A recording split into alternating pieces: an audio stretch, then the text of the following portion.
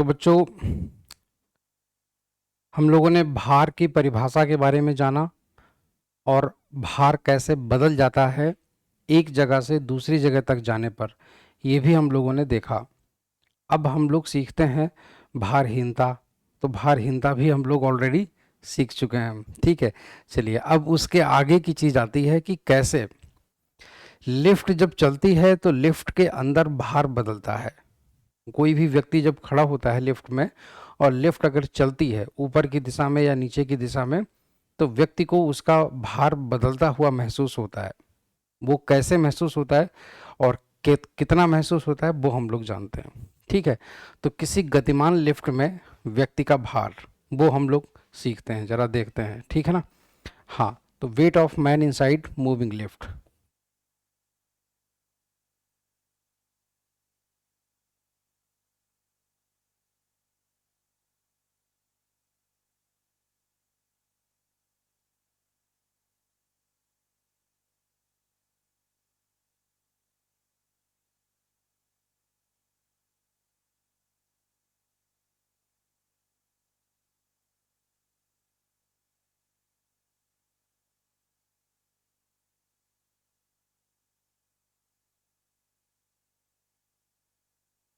Weight of man inside moving lift, ठीक है ना। चलिए, हाँ, तो ये हमारी हेडिंग है। अब देखते हैं जरा। तो पहला केस जो है हमारा केस नंबर वन। तो केस नंबर वन हमारा कुछ इस तरीके से बनेगा। जब लिफ्ट ऊर्ध्वाधर ऊपर की ओर त्वरित गति से जा रही हो। अब आप देखना जरा ध्यान से। For example, case number one है, ये लिफ्ट है मान लेते हैं, ठीक है ना। ये लिफ्ट है, ऊर्ध्वाधर ऊपर की दिशा में जा रही है, मतलब एक्सेलरेटेड मोशन से जा रही है। सपोज दैट ऊपर की ओर जाते समय इसका त्वरण है ए, इसका एक्सेलरेशन ए है, और लिफ्ट के अंदर जो आदमी खड़ा हुआ है, तो वो मान लेते हैं ऐसे करके है, ठीक है। तो लिफ्ट को जो अपना भार महसूस होगा, अच्छा, गुरुत्वीय त्वरण का मान हमेशा नीचे की ओर लगता है, गुरुत्वीय त्वरण हमेशा नीचे की दिशा में लगता है, और इसकी वैल्यू होती है जी। तो इसका जो भार होगा इस आदमी का जो भार होगा, वो इसके पैरों के द्वारा इसके फर्श पर पड़ेगा ऐसे करके, ठीक है ना। तो इसके पैरों पर जो भार पड़ेगा वो होगा तुम्हारा डब्ल्यू डैश, ठीक है। अच्छा, तो यहाँ पर हम लोग लिखेंगे, जब लिफ्ट ऊपर की दिशा में जा रही होगी तो उसका जो भार होगा वो हो जाएगा तुम्हारा डब्लू। डब्लू बराबर होता है एम जी। हम लोग जानते हैं कि किसी भी वस्तु का भार हमेशा एम इंटू जी होता है। कहने का मतलब द्रव्यमान गुणा गुरुत्वीय त्वरण, ठीक है। ये भार है कब, जब कोई भी व्यक्ति पृथ्वी पर खड़ा हुआ है, जमीन पर खड़ा हुआ है, ठीक है। तो मैं ऐसा करता हूँ, पहले यहाँ पर बता देता हूँ आप लोगों को कि कोई भी व्यक्ति जब जमीन पर खड़ा होता है तो उसका भार होता है इतना, ठीक है। मान लेते हैं इस तरीके से ये ज़मीन है, और ज़मीन पर कोई आदमी अगर खड़ा हुआ है इस तरीके से ऐसे करके, तो इसका भार है डब्ल्यू, ठीक है ना। इसका जो भार होगा वो होगा तुम्हारा डब्ल्यू, इस तरीके से, ठीक। डब्ल्यू ये इसका वेट होता है ऐसे करके, ठीक है। तो यहाँ पर हम लोग लिखते हैं डब्ल्यू बराबर एम इंटू जी, ठीक है। मतलब mass into gravitational acceleration, mass into gravitational acceleration, mass into gravitational acceleration, ठीक। हाँ, तो ये तुम्हारा हो जाता है भार, मतलब द्रव्यमान गुणा गुरुत्वीय त्वरण, ठीक है। इसको ऐसे करके हम लोग लिखते हैं W बराबर एम इंटू जी।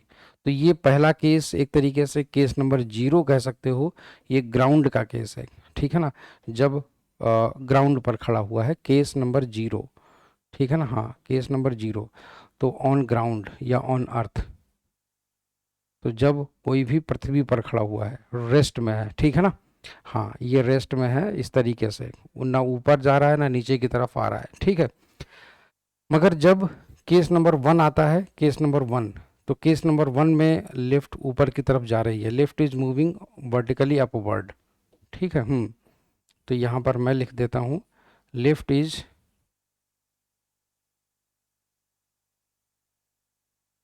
Moving vertically upward.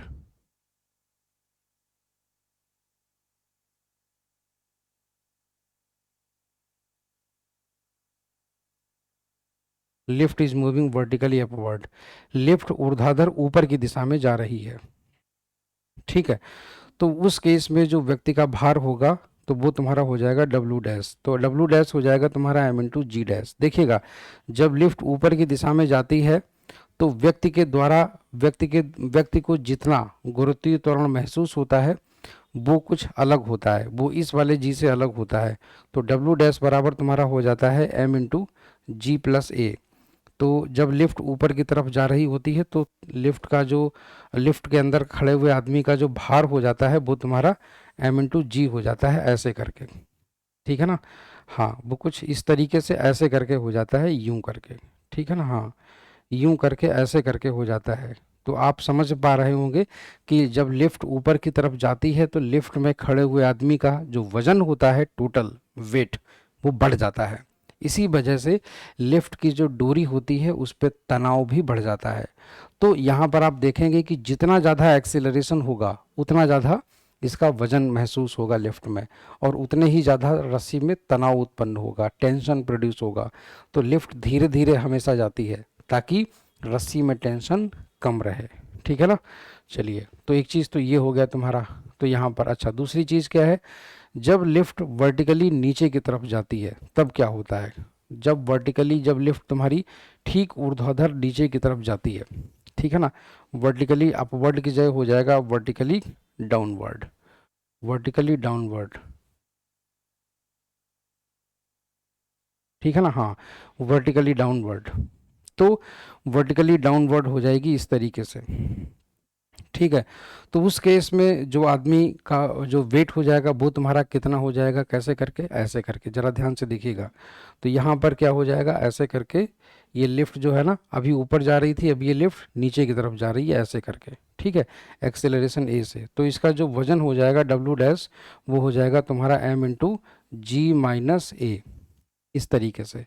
तो यहाँ पर अगर आप देखेंगे इस तरीके से, एम इंटू जी माइनस ए, इसका मतलब हो जाएगा कि जो लिफ्ट का एक्सेलरेशन है वो पहले के मुकाबले अब घट जाएगा, ठीक है ना। हाँ, तो लिफ्ट का जो एक्सेलरेशन है वो पहले के मुकाबले अब घट जाएगा, मतलब जो लिफ्ट में आदमी का वजन है वो पहले के मुकाबले अब घट जाएगा, क्योंकि एक्सेलरेशन जितना ज़्यादा होगा, जितनी तेज़ी से वो नीचे की तरफ आएगी तो जी में से उतना बड़ा नंबर घटेगा, तो इसका मतलब वजन जो होगा ना वो कम हो जाता है। तो यहाँ पर मैं लिख देता हूँ वेट ऑफ मैन डिक्रीजेस, आदमी का भार घटता है, ठीक है ना। हाँ, वेट ऑफ मैन डिक्रीजेस, ठीक है ना। वेट ऑफ मैन डिक्रीजेस, तो ये हो गया। ठीक है, अच्छा, चलिए, तो ये हो गया ऐसे करके। अब हम चलते हैं अगले केस की ओर। ये तुम्हारा जो है ना, ये तुम्हारा केस नंबर 2 हो जाता है, केस नंबर 2, ठीक है। दिस इज केस नंबर 2, ऐसे करके, ठीक है। अब हम चलते हैं केस नंबर 3 पर। अब हम चलते हैं केस नंबर 3 पर, देखिएगा। तो केस नंबर 3 क्या है, लिफ्ट नीचे की तरफ जा रही है मगर कांस्टेंट एक्सेलरेशन से जा रही है। Lift is moving vertically downward और अपवर्ड, ठीक है ना। हाँ, तो यहाँ पर मैं लिख देता हूँ, हाँ, वर्टिकली, या lift is moving with constant speed, ऐसे लिख देता हूँ, lift is moving with constant speed, ठीक है ना। हाँ, विथ कांस्टेंट स्पीड,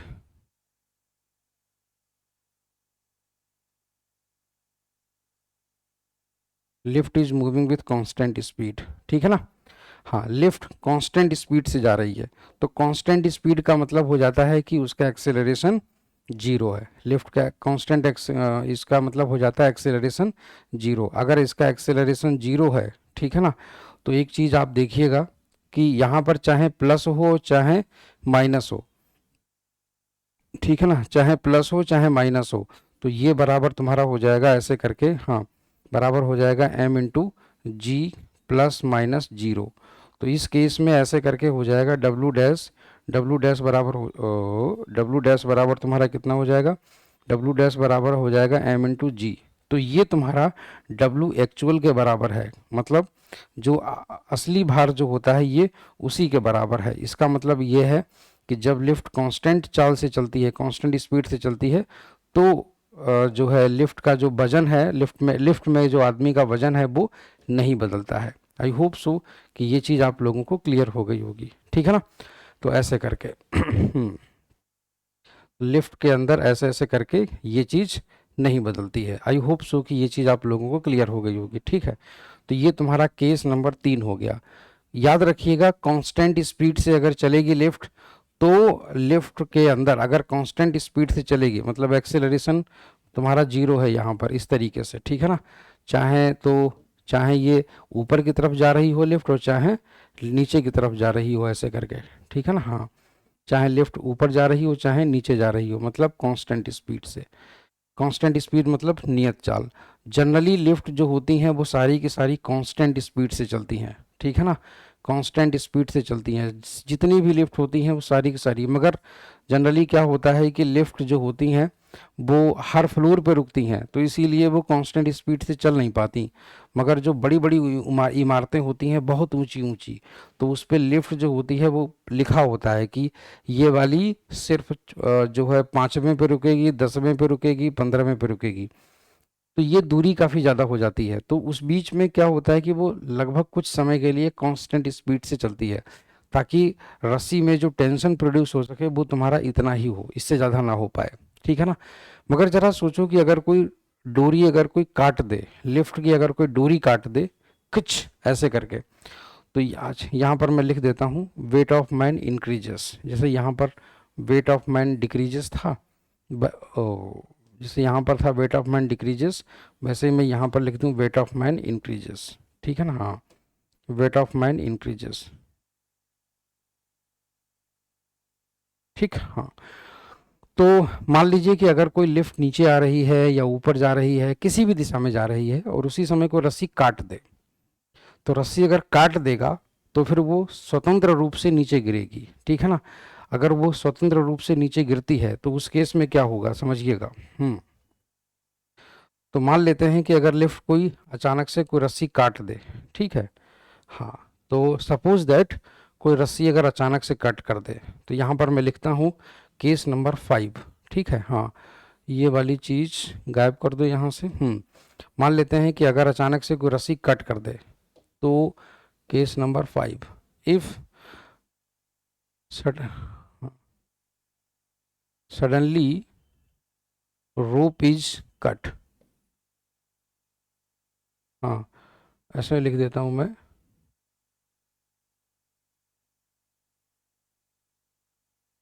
रोप और string of lift off lift is cut और ब्रेक्स सडनली।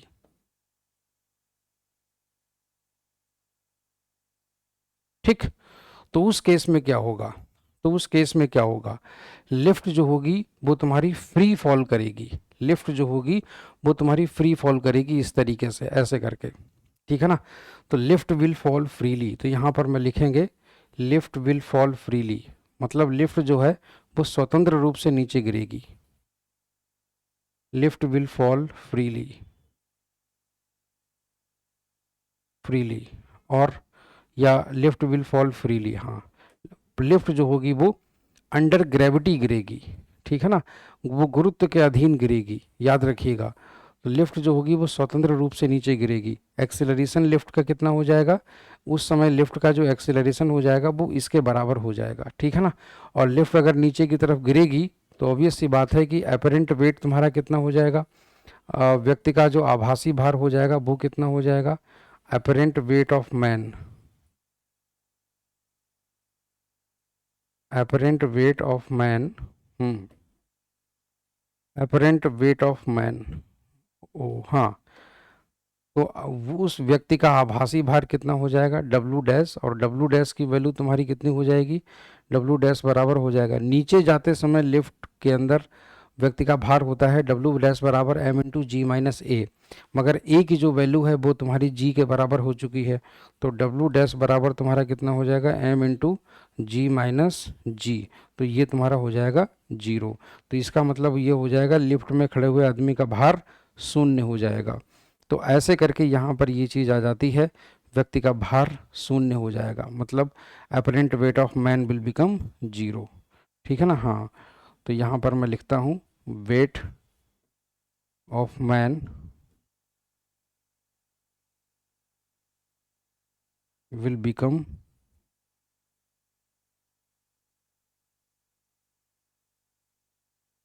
जीरो। ठीक है ना।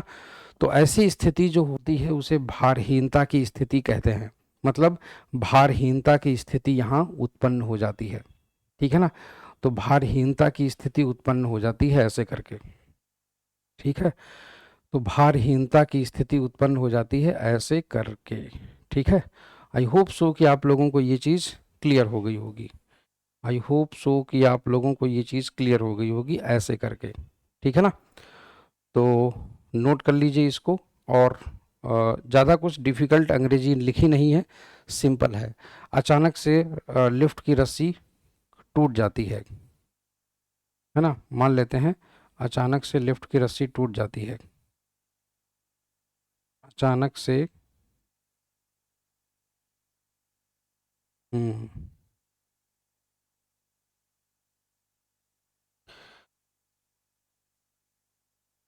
अचानक से लिफ्ट की डोरी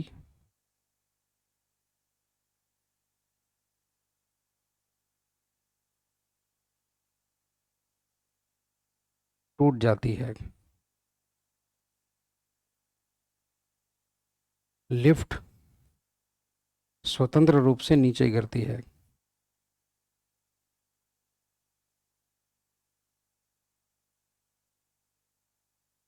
लिफ्ट स्वतंत्र रूप से नीचे गिरती है।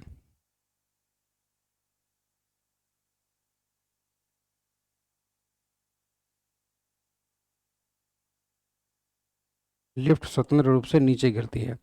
ये याद रखिएगा हमेशा, जब कभी भी ऐसा हो कि लिफ्ट की डोरी अगर कभी अचानक से टूट जाए, तो लिफ्ट की डोरी जो होती है वो अचानक से जब टूटती है, लिफ्ट की डोरी जब अचानक से टूटती है तो लिफ्ट स्वतंत्र रूप से नीचे गिरती है। लिफ्ट का त्वरण उस वक्त लिफ्ट का त्वरण गुरुत्वीय त्वरण के बराबर होता है।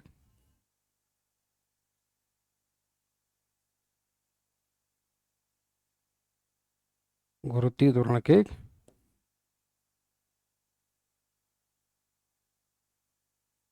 बराबर होता है।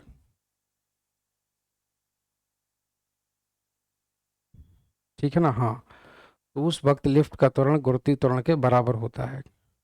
आई होप सो कि ये चीज़ आप लोगों को क्लियर हो गई होगी। ठीक है ना। व्यक्ति का आभासी भार शून्य हो जाता है।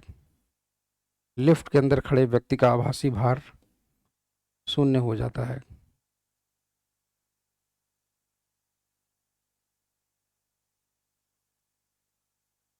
लिफ्ट के अंदर खड़े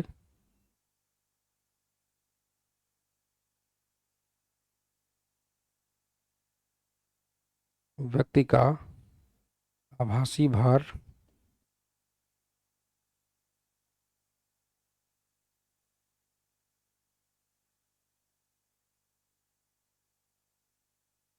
शून्य हो जाता है।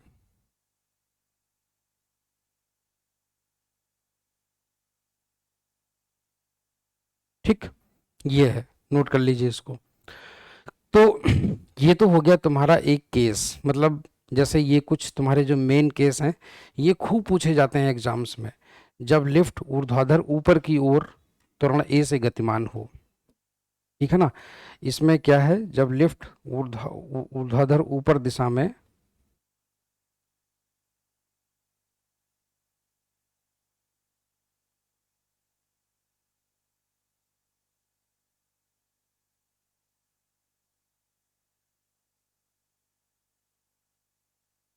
ऊर्ध्वाधर ऊपर की ओर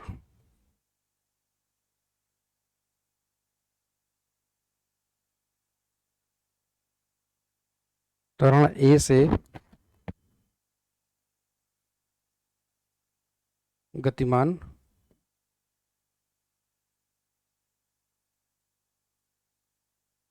हाँ, जब लिफ्ट गतिमान है, ठीक, तो ये चीज हो जाती है, तो व्यक्ति का आभासी भार बढ़ जाता है, ठीक है ना। हम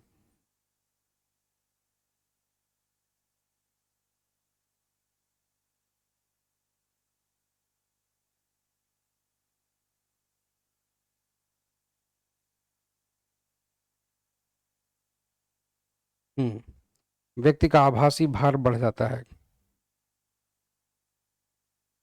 तो ये हो गया, नोट कर लीजिएगा इसको। और इसमें है कि जब लिफ्ट नियत चाल से चल रही हो, नियत चाल से जब लिफ्ट चलती है तो व्यक्ति के भार में कोई परिवर्तन नहीं होता, ठीक है ना। हाँ, तो ये भी नोट कर लीजिएगा, जब लिफ्ट नियत चाल से चल रही हो, चाहे ऊपर जा रही हो चाहे नीचे, याद रखिएगा।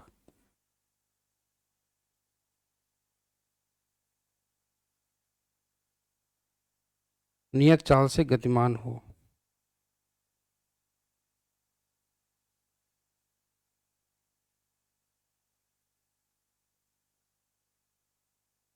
ठीक, ये है।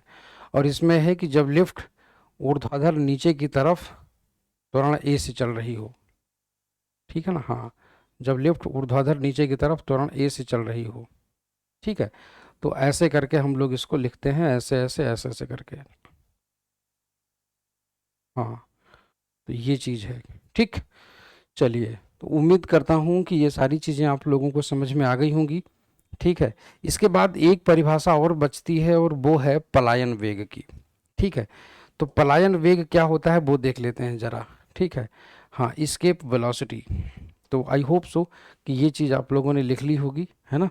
किसी को कोई इसमें डाउट नहीं रह रहा है। अगर ज़रा भी कुछ लिखने में दिक्कत हो रही है तो आप ऐसे लिख सकते हैं, ठीक है।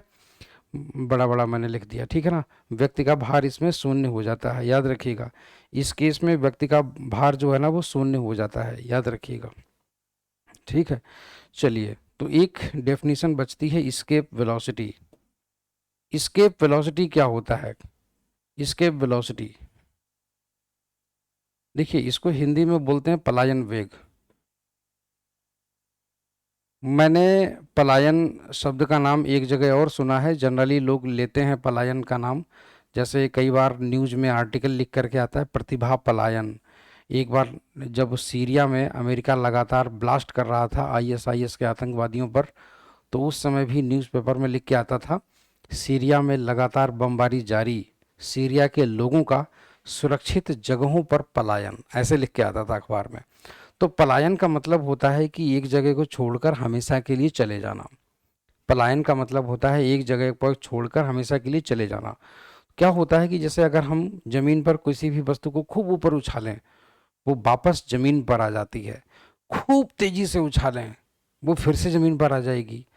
मगर अगर मान लो हम किसी वस्तु को इतने तेजी से भेज दें कि वो कभी जमीन पर ना आ पाए वापस, वो हमेशा के लिए चली जाए, अंतरिक्ष में चली जाए, पृथ्वी के गुरुत्वीय क्षेत्र को पार कर जाए, तो ऐसे न्यूनतम वेग को कम से कम, वो वेग ऐसे वेग से फेंकें, कम से कम एक ऐसा वेग जिसका मान ऐसा इतना हो कि वो जस्ट छोड़ के चला जाए, तो ऐसे उस न्यूनतम वेग को हम कहते हैं पलायन वेग, ठीक है ना। उसको हम बोलते हैं पलायन वेग। इसको इसको हम लोग ऐसे बोलते हैं minimum velocity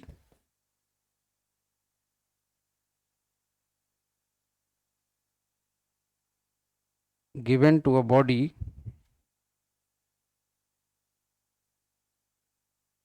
given to a body so that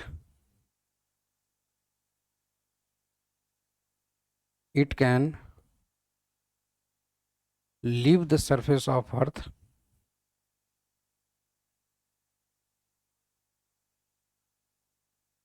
so that it can leave the surface of earth permanently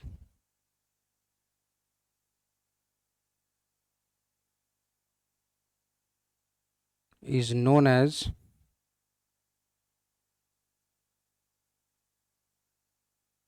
escape velocity।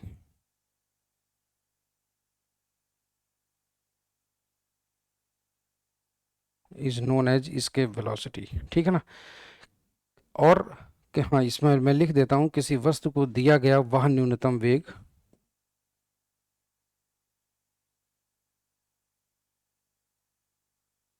किसी वस्तु को दिया गया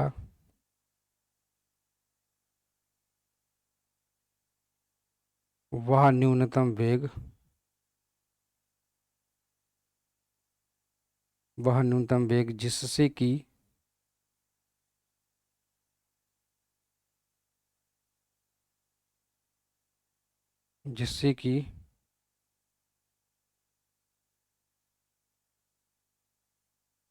वह वस्तु पृथ्वी तल को छोड़कर, पृथ्वी तल को छोड़कर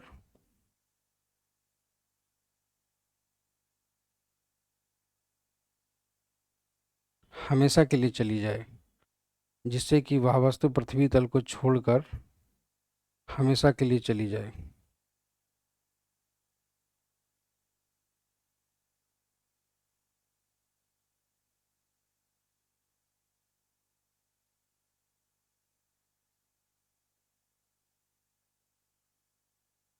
हमेशा के लिए चली जाए, ऐसे वेग को पलायन वेग कहते हैं। चली जाए,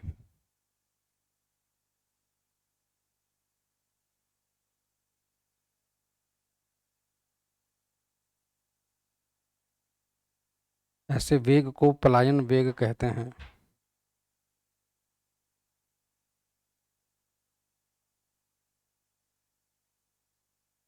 ऐसे वेग को पलायन वेग कहते हैं।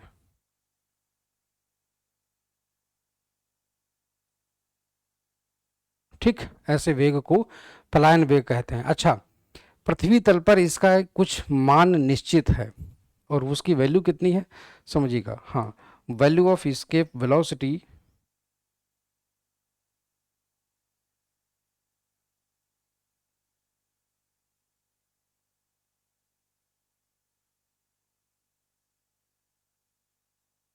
Value of escape velocity on the surface of earth, on the surface of earth, on the surface of earth is, पृथ्वी तल पर इसका मान 11.2 किलोमीटर पर सेकेंड होता है। ठीक, हाँ, पृथ्वी तल पर इसका मान 11.2 किलोमीटर पर सेकेंड होता है, याद रखिएगा। ठीक है ना, हाँ, पृथ्वी तल पर इसका मान 11.2 किलोमीटर प्रति सेकेंड होता है। ये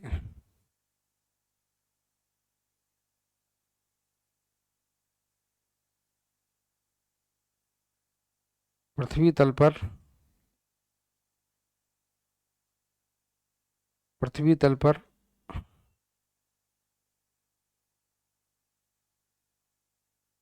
पृथ्वी तल पर पलायन वेग का मान,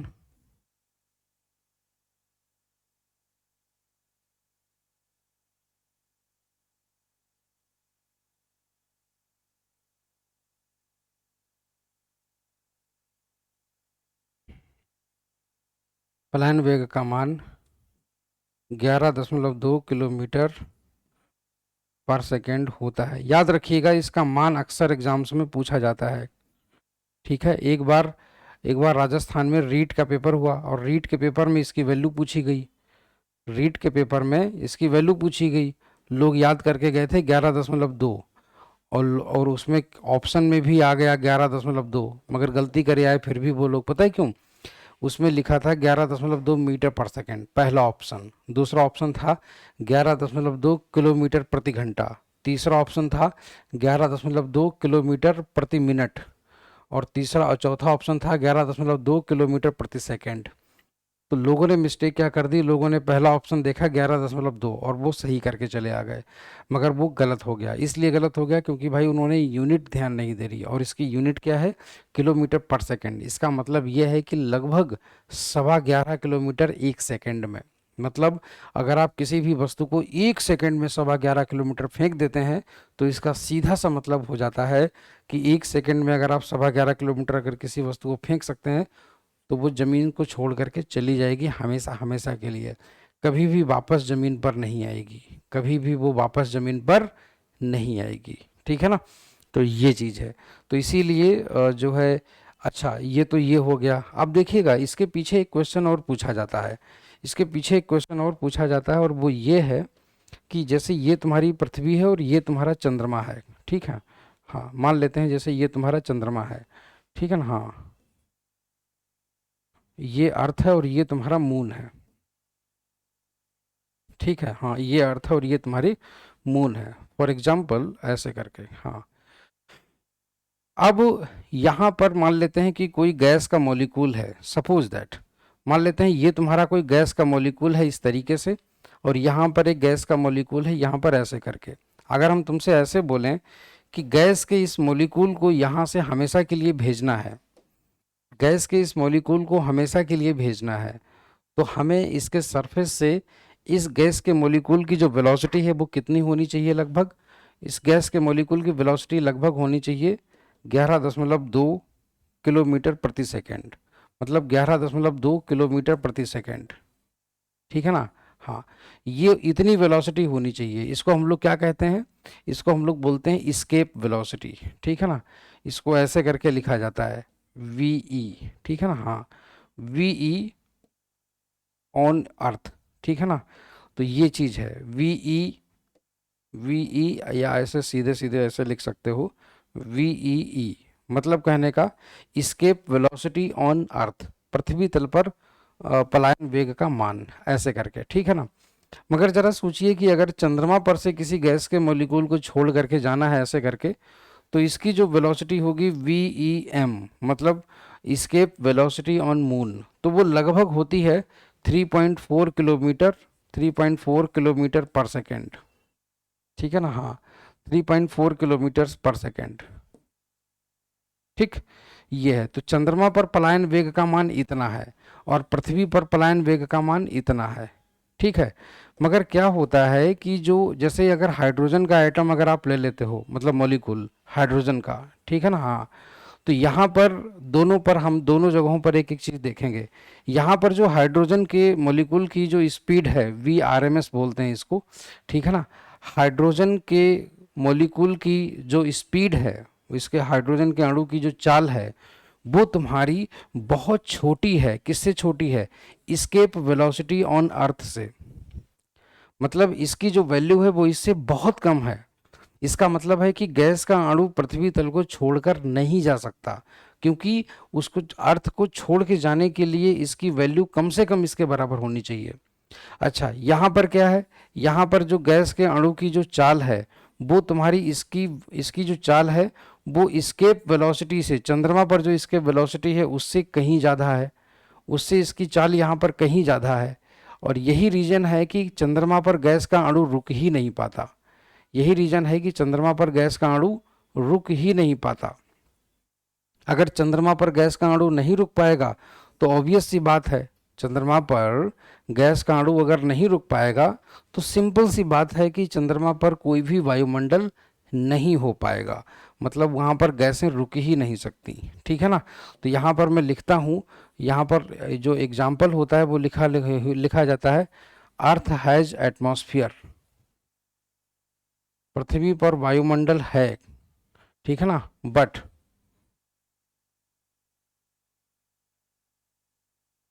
moon does not have, moon does not have, ठीक, पृथ्वी पर वायुमंडल है परंतु चंद्रमा पर नहीं।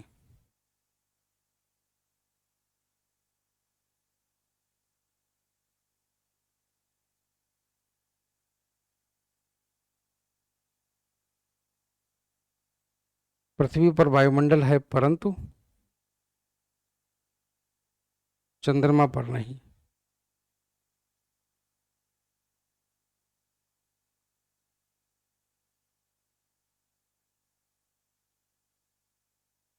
ठीक।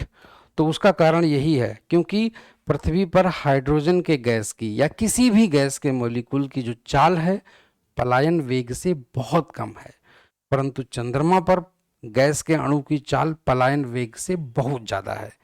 इसी वजह से ये निकल लेता है, ये नहीं निकल पाता, मतलब ये खिसक जाता है यहाँ से, ठीक है ना, इधर, बट ये इधर वाला नहीं खिसक पाता। तो आई होप सो कि आप लोगों को ये चीज़ समझ में आ गई होगी, ठीक है ना।